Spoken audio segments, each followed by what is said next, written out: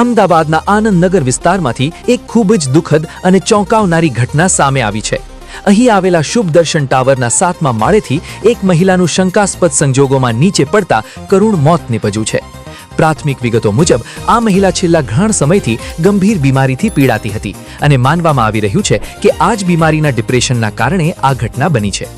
પોલીસને ઘટના સ્થળેથી એક અંતિમ ચિઠ્ઠી પણ મળી આવી છે, જેમાં મહિલાએ લખ્યું છે કે તેમના પગલા પાછળ કોઈ વ્યક્તિ જવાબદાર નથી। હાલ સેટેલાઇટ પોલીસની ટીમે ઘટના સ્થળે પહોંચીને કાયદેસરની કાર્યવાહી અને આગળની તપાસ હાથ ધરી છે। રિપોર્ટર શરીફ ઘાંચી, અમદાવાદ। દિનેશભાઈ, આ કેટલા વાગ્યાની ઘટના છે અને મહિલાએ સુસાઇડ કર્યો છે, શું કહેશો? આ ઘટના આશરે 2:45 વાગે થી 3 વચ્ચે મારા મોબાઈલ ઉપર ફોન આવ્યો। હું ઓફિસમાં હતો અને સિક્યુરિટી ગાર્ડે કહ્યું અમારા સી બ્લોકમાં નીચે જે છે એને કે આપણા બિલ્ડિંગ ઉપરથી કોઈએ સુસાઇડ કર્યું। એટલે મેં તરત એને કહ્યું કે ભાઈ તું જોઈ લે કોણ છે।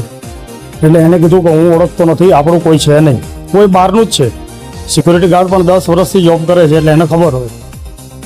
એટલે પછી તરત મેં એને ગાઈડ કર્યું, મેં કીધું તું 108ને ફોન કર અને જાણ કર। એટલે એને 108ને ફોન કર્યો।